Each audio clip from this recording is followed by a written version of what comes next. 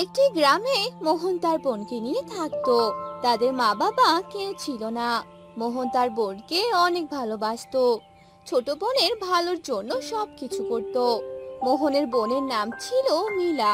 মিলা স্কুলে পড়াশোনা করত। অন্যদিকে মোহন অন্যের বাড়িতে কাজ করে তাদের সংসার চালাতো। দাদা, আমার যে অনেক দেরি হয়ে যাচ্ছে, আমায় যে স্কুলে যেতে হবে।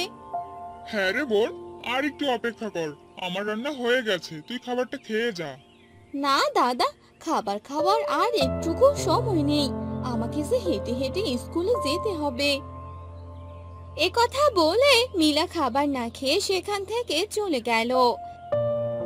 আর মিলার দাদা মোহন বলতে লাগলো। বোনটা আমার না খেয়ে চলে গেল। কাল থেকে আরো সকালে উঠে সব কাজ করতে হবে। এরপর মোহন তার কাজে চলে গেল। কাজে যেতেই গোপাল বাবু মোহনকে দেখে বলতে লাগলো। এভাবে আর কতদিন চলবে মোহন? এভাবে দেরি করে আসলে তোকে আর কাজে আসতে হবে না। এমন করবেন না কাকা বাবু। আপনি যদি আমাকে কাজ থেকে বের করে দেন তাহলে আমার অনেক বড় ক্ষতি হয়ে যাবে। আমাদের যে না খেয়ে মরতে হবে। এগুলো চিন্তা করে যদি সকাল সকাল কাজে আসতে পারিস তাহলে আসিস, বুঝলি? হ্যাঁ হ্যাঁ কাকা বাবু, কাল থেকে আর দেরি হবে না, তাড়াতাড়ি চলে আসবো। ঠিক আছে, এবার কাজগুলো কর গিয়ে। এরপর মোহন কাজ করতে থাকে। এভাবে মোহন অন্যের বাড়িতে কষ্ট করে কাজ করে, তার বোনের পড়াশোনা করায়।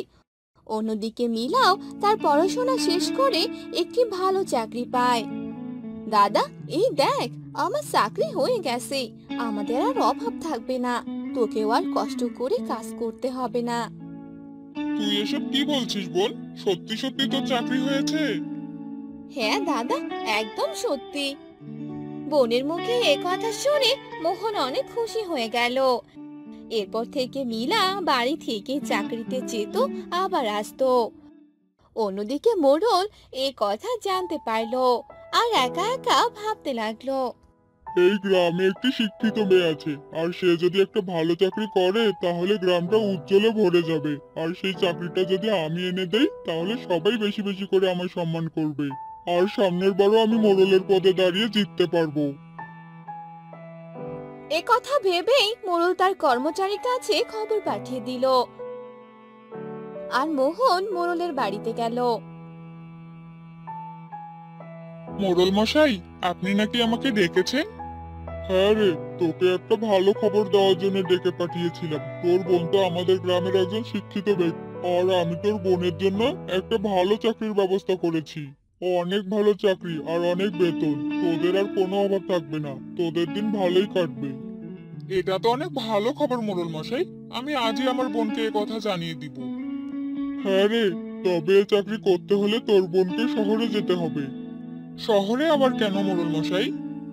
শহরেই তো অনেক টাকা, শহরে গেলেই অনেক লাভ হবে। এবার তুই যা, তোর বোনকে এ কথা জানিয়ে দে। এরপর মোহন বাড়িতে আসে।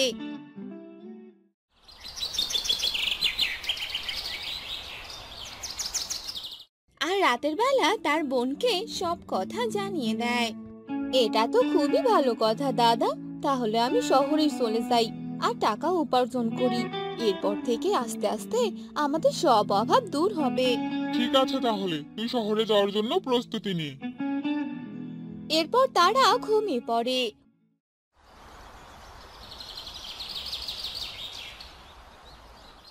পরদিন সকালে মিলা শহরে যাওয়ার জন্য তৈরি হয়ে নেয়।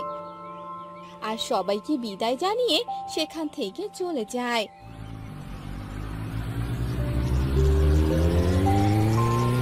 আর শহরে গিয়েই কাজ করতে থাকে। এদিকে মোহনও কাজ করতে থাকে। বোনটাকে কতদিন দেখি না, ওই যে চলে গেল, আর আমার কাছে কোনো খবর পাঠালো না। মোহন একা একা এসব নিয়ে ভাবছিল। এভাবেই আরো বেশ কিছুদিন কেটে গেল।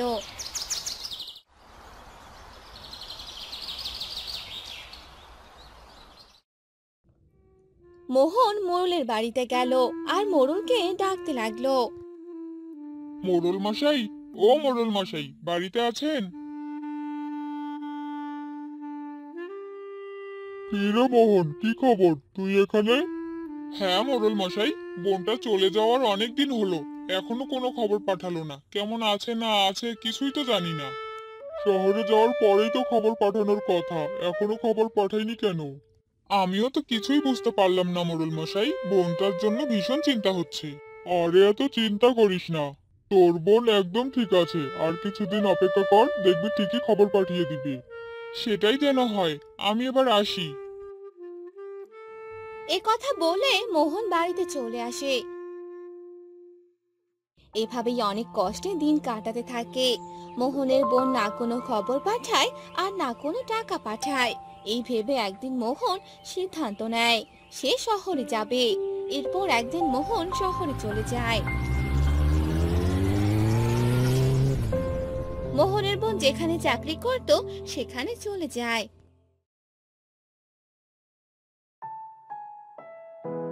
মিলা ম্যাডাম, আপনার সাথে একজন দেখা করতে এসেছে। বাহিরে আপনার জন্য অপেক্ষা করছে। ঠিক আছে, আমি যাচ্ছি। আরে আমার বোন মিলা, তুই কেমন আছিস? তুই এতদিন আমাকে কোনো খবর পাঠাসনি কেন? জানিস তোর জন্য আমার কত চিন্তা হচ্ছিল। বোন? কে আপনার বোন? আমি আপনাকে চিনি না। এসব তুই কি বলছিস বোন? আমি তো দাদা মোহন। এগুলো তুই কি বলছিস? হ্যাঁ, আমি ঠিকই বলছি। আপনার মতো এত গরিব লোক আমার দাদা হতেই পারে না। বোন, তুই বড়লোক হয়ে গেছিস জন্য নিজের গরিব দাদার কথাই ভুলে গেছিস। তোকে এত কষ্ট করে পড়াশোনা করালাম, করিয়ে এখানে নিয়ে এলাম, আর এখন কিনা তুই আমাকেই চিনতে পারছিস না? তুই তো দাদার সাথে এরকমটা করবি এটা কখনোই আশা করিনি, অবশেষে এই প্রতিদান দিলি। নীলা ভালো একটা চাকরি পেয়ে অনেক বড়লোক হয়ে যায়। এখন সে তার নিজের দাদাকেই অস্বীকার করে। এসব দেখে মোহন ভীষণ কষ্ট পায় আর কান্না করতে থাকে। তুই ভালো থাক বোন, আমি আর কখনোই তোর কাছে আসবো না। এ কথা বলে মোহন তার বাড়িতে চলে আসে। আগের মতো অন্যের বাড়িতে কাজ করে অনেক কষ্টে দিন কাটাতে থাকে। অন্যদিকে মোহনের বড়লোক বোন তার দাদাকে ভুলে গিয়ে সুখী দিন কাটাতে থাকে। রাজেন্দ্রপুর নামে একটি গ্রাম ছিল। সেই গ্রামে একটি ছেলে বাস করত। তার নাম ছিল কানাই। তার একটি চোখ কানা ছিল। সে অনেক গরিব ছিল আর সে তার মাকে নিয়ে থাকতো। কানাইয়ের একটি মাত্র জমি ছিল। সেই জমি চাষাবাদ করেই সংসার চলতো, কিন্তু কানাইয়ের ফসল কেউ কিনতো না। কি রে বাবা কানাই, এভাবে আর কতদিন চলবে? ঘরে যে চাল ডাল কোনো বাজার নেই। আমিও যে কিছুই বুঝতে পারছি না, কি করবো এবার আমি? আমার জমির ফসল যে কেউ নিতে চাচ্ছে না। ফসল বিক্রি না করলে এত কিছু করব কি করে মা? সব যে আমার কপালের দোষ। ভগবান আমার এক চোখ কানা বানিয়ে দিয়েছে। এসব কথা বলতে নেই রে বাবা। ভগবান যখন সমস্যা দিয়েছে সমাধান একদিন দিবে। তুই এসব নিয়ে ভাবিস না বাবা। জানি না মা, কি যে করবো এবার আমি। দেখে আসি জমিটার কি অবস্থা। আচ্ছা বাবা, যা তবে।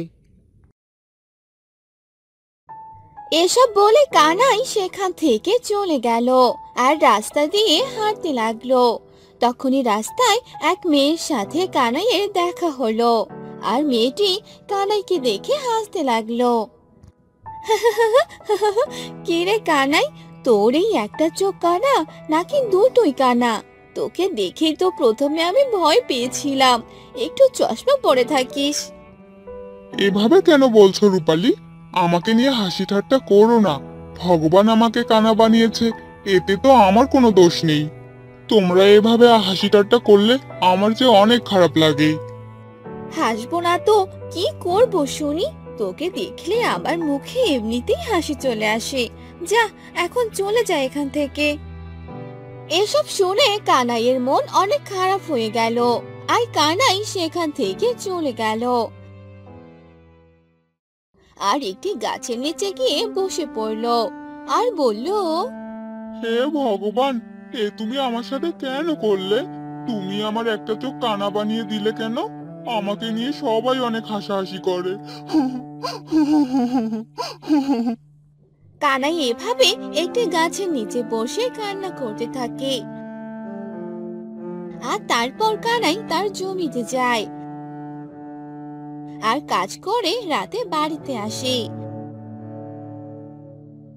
কানাই তার মাকে ডাকতে থাকে। মা, ও মা।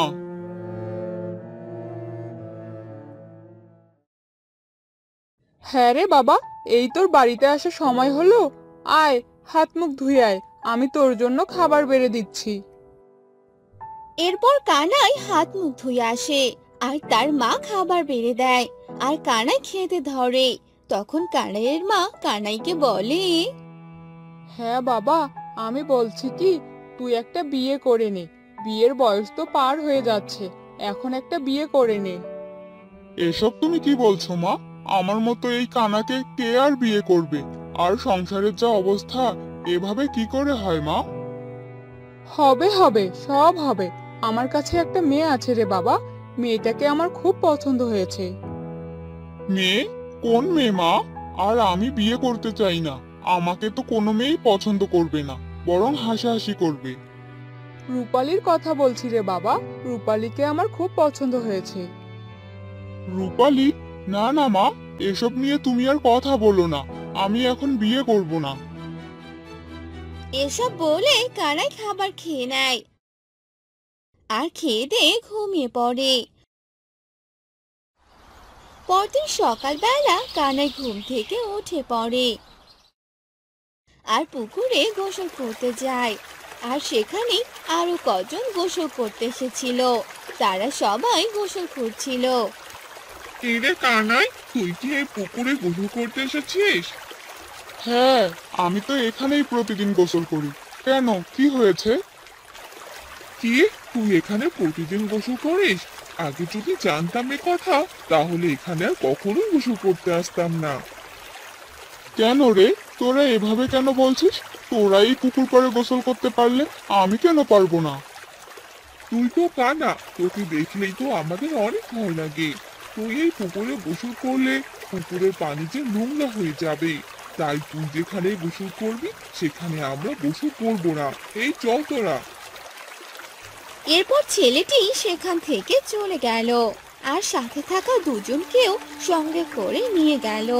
আর ছেলেটির মুখে এসব কথা শুনে কানাইয়ের মন খারাপ হয়ে গেল। আমি যে কোথাও গেলে কোনো শান্তি পাই না, সবারই অনেক কথা শুনতে হয় আমার। এ আমার কেমন কপাল, কেউ যে আমার সাথে একটু ভালো ব্যবহারও করে না। এসব বলে কানাই গোসল করে নেয় আর বাড়িতে ফিরে খাবার খায় আর বলে, মা, আমি আজ শহরে যাব, দেখি সেখানে কোনো কাজের খোঁজ পাই কিনা। আচ্ছা বাবা, ঠিক আছে, সাবধানে যাস। আচ্ছা মা। এরপর কানাই শহরের উদ্দেশ্যে রওনা দেয়, কিন্তু কোনো কাজই সে পায় না। যেখানেই যায় সবাই তাকে বের করে দেয়। কানাই নিঃস্ব হয়ে বাড়িতে ফিরে আসে। এভাবে অনেকদিন কেটে যায়।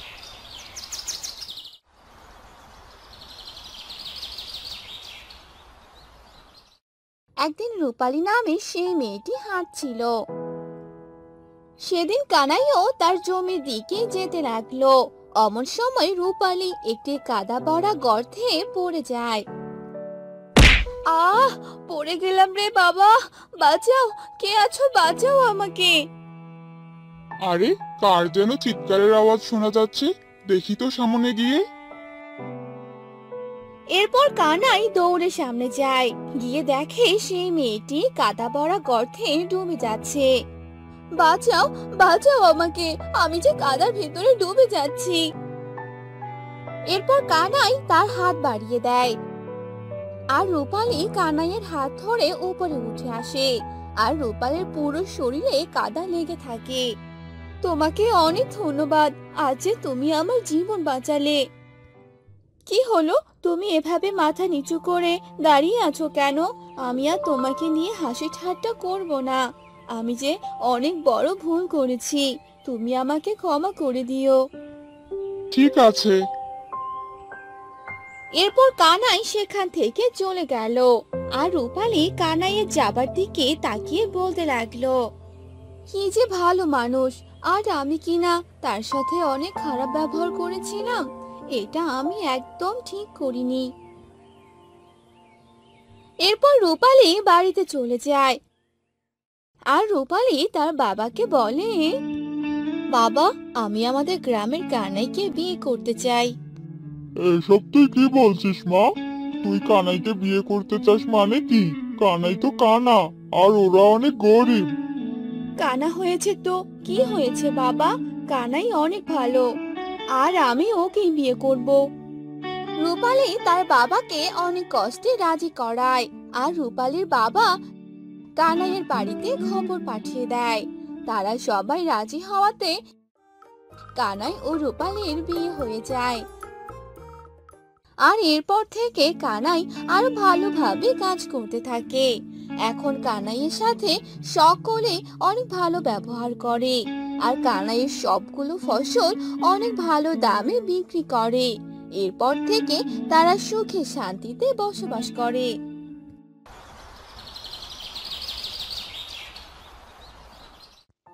চাঁদপুর গ্রামে পৃথা তার মা ও বাবার সাথে বাস করত। তারা খুব গরিব ছিল। পৃথার বাবা প্রতীক একজন জেলে ছিল। অন্যের পুকুরে গিয়ে মাছ ধরে দিয়ে যা পেত তাই দিয়ে সংসার চালাতো। একদিন, ওগো শুনছো?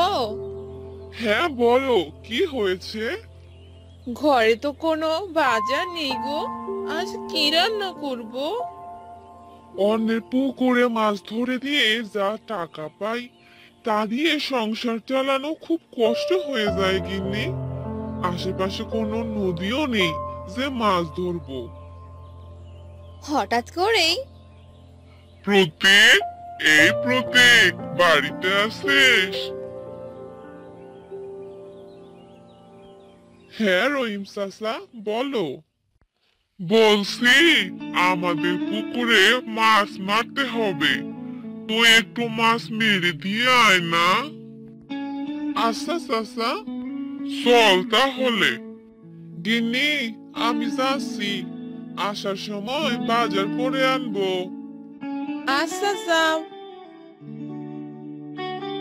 প্রতীক রহিমের সাথে তাদের বাড়ি চলে গেল। এই পুকুরের মাছ মেরে দে। আচ্ছা চাচা। মাছ মারা শেষে প্রতীক, বলছি কি, এখন তো হাতে কোনো টাকা নেই, তুই এই চিংড়ি মাছগুলো নিয়ে যা। আচ্ছা চাচা। প্রতীক মাছগুলো নিয়ে নিজের বাড়িতে চলে যায়। আর বাড়ি যেতে যেতে অনেক রাত হয়ে যায়। গিন্নি, ও গিন্নি, এদিকে এসো। হ্যাঁ গো, বলো। এই চিংড়ি মাছগুলো নাও, রহিম চাচা দিল। মনে হচ্ছে এখনই বৃষ্টি নেমে পড়বে, আমি বরং এই চিংড়িগুলো ঘরের চালে রেখে দেই। একটু পরেই অনেক বৃষ্টি শুরু হয়ে গেল। ঘরে না কোনো বাজার নেই, কি রান্না করলে তাহলে? খিচুড়ি রান্না করেছি গো, খিচুড়ি। আরে বাহ, এই বৃষ্টির দিনে গরম গরম খিচুড়ি। হ্যাঁ গো হ্যাঁ। আজ তো মজাই এসে যাবে। মা পৃথা, আয় তুই একটু খেয়ে নে। হ্যাঁ মা, আসছি। তারা সবাই মিলে রাতের খাবার খেয়ে নিল।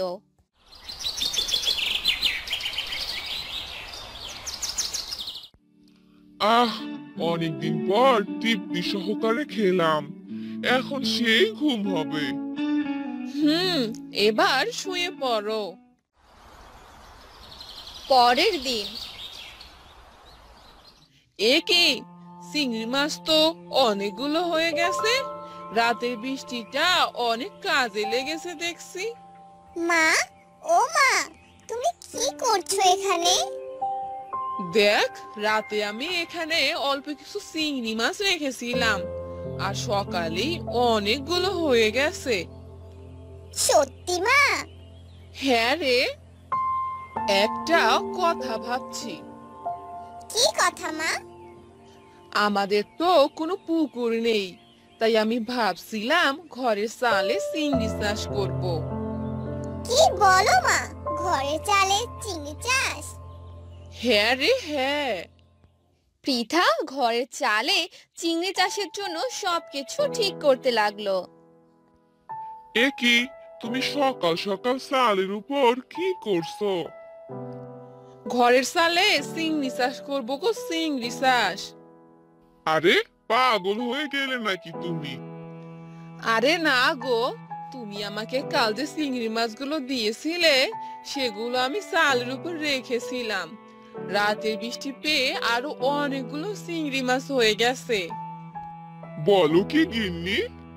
হ্যাঁ গো, আমাদের তো নিজস্ব কোনো পুকুর নেই মাছ চাষ করার, তাই ভাবছি ঘরের চালেই চিংড়ি চাষ করব। তোমার আইডিয়া তো দারুণ গিন্নি। দেখতে হবে না বউটা কার।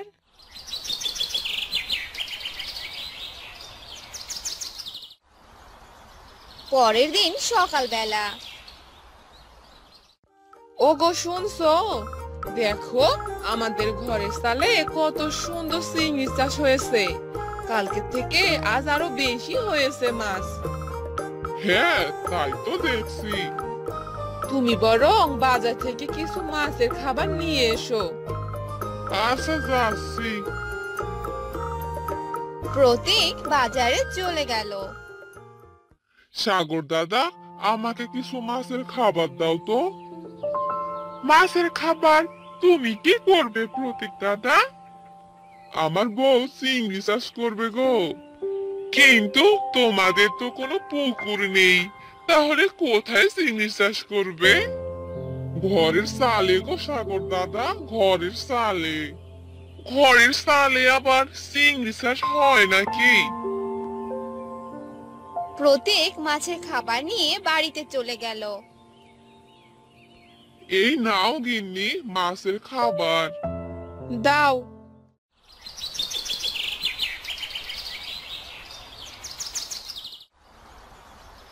বেশ কয়েকদিন পর। ওগো শুনছো, চিংড়ি তো ভালোই চাষ হচ্ছে দেখছি। যাও এগুলো বাজারে বিক্রি করে এসো। প্রতীক সেগুলো বাজারে বিক্রি করে আসলো। আর কিছুদিনের মধ্যে তারা অনেক বড়লোক হয়ে গেল। কই গো প্রতীক দাদা, ভালোই তো ঘরের চালে চিংড়ি চাষ করেছো। হ্যাঁ দাদা, আইডিয়াটা আমার বই দিয়েছে, আর তার জন্য এত ভালো চিংড়ি চাষ করতে পেরেছি। ভালোই তো, একখান বউ পেয়েছো। দেখতে হবে না বউটা কার।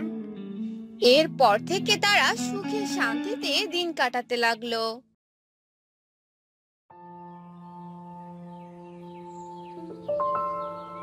কিরে কান্ত, কোথায় গেলি রে বাবা?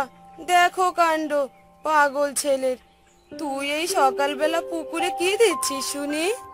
এই তো মা, পুকুরের মাছগুলোকে খাবার দিচ্ছি। তুই কি আমার কথা রাখবি না? আর কতবার বলবো তোকে? তুমি তো এখানে এসে কিছুই বলনি। আমি এই পৃথিবী ছেড়ে দিলে কি তুই বিয়ে করবি? বাড়িটা কেমন ফাঁকা ফাঁকা লাগে। বিয়ে শাদী তো সারা জীবনের ব্যাপার, আর এখনই আমি ভালো মেয়ে কোথায় পাবো? ভালো মেয়ে পেলে আমি এখনই বিয়ে করব। কি বললি? সত্যি? শোন, আমার বান্ধবীর একটা মেয়ে আছে, দেখতে অনেক মিষ্টি। আমি সব কথা পাকা করে এসেছি, কালকেই তোদের বিয়ে। এরপর কান্তর বিয়ে হয়ে যায়। আর তারা তিনজন মিলে অনেক সুখী দিন কাটাতে লাগলো।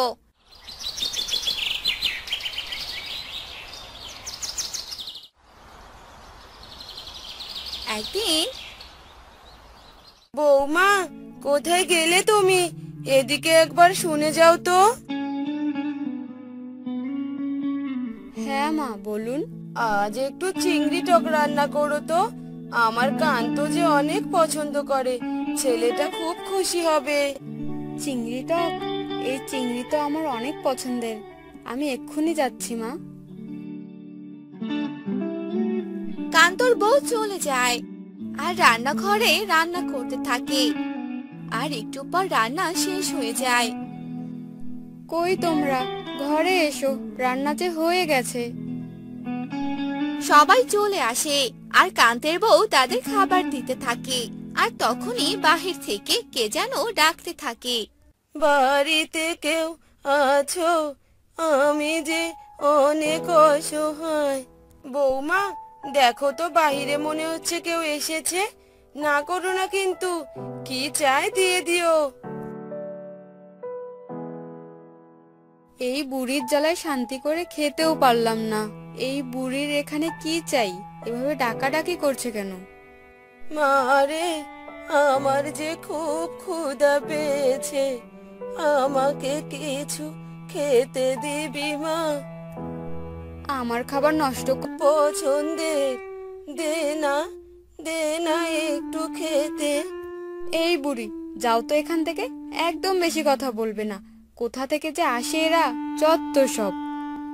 আমি চলে যাচ্ছি, কিন্তু আশীর্বাদ করছি তোর এই চিংড়ি খাওয়ার আশ কখনো জানি না মেটে।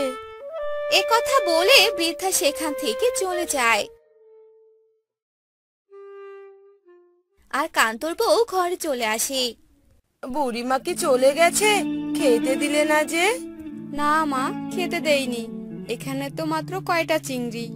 আর এসব ভিখারিদের খেতে দিলে কাল দেখবেন আবার ঠিক চলে এসেছে। ছি বৌমা, এটা তুমি একদম ঠিক কাজ করনি। কান্তর বউ তার শাশুড়ির কথা না শুনে খেতে থাকে। আর খেতে খেতে সে সবগুলো চিংড়ি খেয়ে ফেলে। আহ, তরকারিটা তো অনেক দারুণ খেতে হয়েছে, কিন্তু এইটুকু খেয়ে যে আমার আরো খেতে ইচ্ছে করছে। গিন্নি, এগুলো তুমি কি করলে? সব চিংড়ি খেয়ে ফেললে? আমার আর মায়ের জন্য তো একটা চিংড়িও রাখলে না। আহ কান্ত, বৌমার ভালো লেগেছে খেয়েছে, আমরা এই বেগুন তরকারি দিয়েই খেয়ে নেব। এরপর তারা খাবার শেষ করে আর কান্তর বউ বাসন মাজতে থাকে। বৌমা, বাসনগুলো মাজা হলে এই মাছগুলো কেটে নিও। যা গরম পড়েছে, নয়তো এই মাছগুলো নষ্ট হয়ে যাবে। বাসন মাজা শেষ করে কান্তর বউ মাছ কাটতে থাকে। মা ছেলে মিলে শুধু আমায় হুকুম করে আর সারাদিন একাজ ওকাজ লেগেই আছে।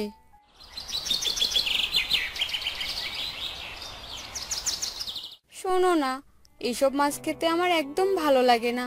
আমার শুধু চিংড়ি মাছ খেতে ইচ্ছে করে। ও, এই কথা। আচ্ছা, তোমাকে কাল অনেকগুলো চিংড়ি এনে দেব।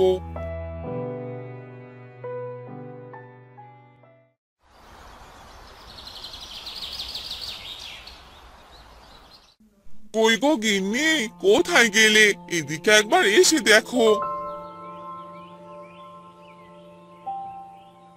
কি হলো কি? এভাবে ডাকছো কেন? তুই আজও চিংড়ি এনেছিস? দে বাবা, আজ চিংড়ি আমি রান্না করব। বৌমা, তুমি ঘরে গিয়ে বসো। এ কথা বলে রমেশের মা রান্নাঘরে যায় আর চিংড়িগুলো রান্না করতে থাকে। বাহিরে গরুটা ডাকছে, রান্নাটা তো প্রায় শেষ হয়ে এসেছে। যাই, গরুটাকে একটু খাবার দিয়ে আসি।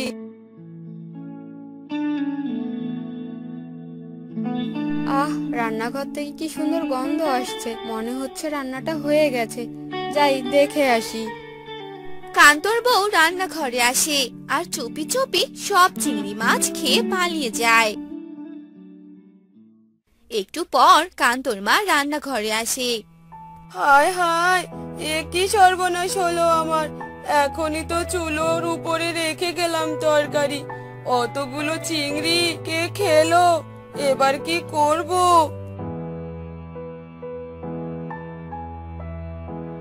মা, আপনি রান্না কেন করছেন? কি হয়েছে? তারপর কান্তর মা কান্তর বউকে সবটা খুলে বলে। আরে মা, খেয়েছে হয়তো বিড়ালে। আপনি এভাবে কাঁদবেন না, আমি আপনার ছেলে আসলে সব বুঝিয়ে বলবো।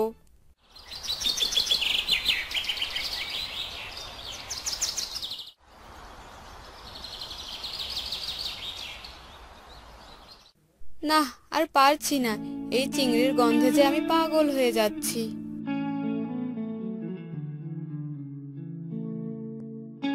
এই বলে কান্তর বউ পাশের বাড়ির রান্নাঘরে উকি দেয় আর দেখে সেখানে কেউ নেই। কান্তর বউ চুপি চুপি সেই ঘরে ঢুকে চিংড়িগুলো চুরি করে খেয়ে নেয় আর বাড়িতে চলে আসে। আর এভাবে কান্তর বউ রোজ কারো না কারো বাড়ির চিংড়ির তরকারি চুরি করে খেত, কিন্তু কেউ তাকে ধরতে পেত না।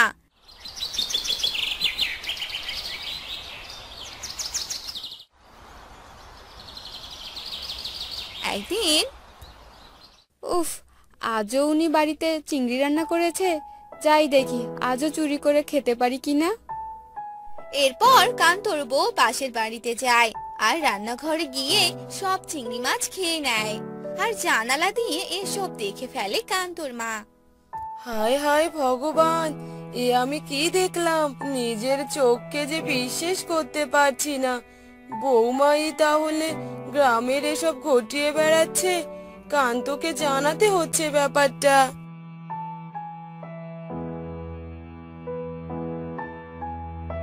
বাবা কান্ত, কান্ত, কোথায় তুই? তাড়াতাড়ি এদিকে আয়, সর্বনেশে কাণ্ড ঘটে গেছে যে।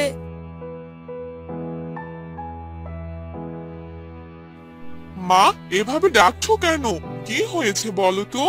গ্রামে যে সবার বাড়িতে চিংড়ি চুরি হচ্ছে, এ কাজ যে তোর বউই করছে। এ কথা যদি জানাজানি হয় তাহলে যে মান সম্মান আর কিছুই থাকবে না রে বাবা। এসব তুমি কি বলছো মা? আমি যে নিজের কানকে বিশ্বাস করতে পারছি না। এবার আমি কি করব? ঘর থেকে এসব কথা সব শুনতে পায় কান্তর বউ আর সে উঠোনে আসে। বিশ্বাস করুন মা, আমি এসব ইচ্ছে করে করিনি। শোনো বৌমা, আজকের পর কখনো কারো সাথে খারাপ ব্যবহার করবে না আর অসহায় মানুষকে সাহায্য করবে। তাহলে দেখবে তোমার এই বদ অভ্যাস পরিবর্তন হয়ে যাবে।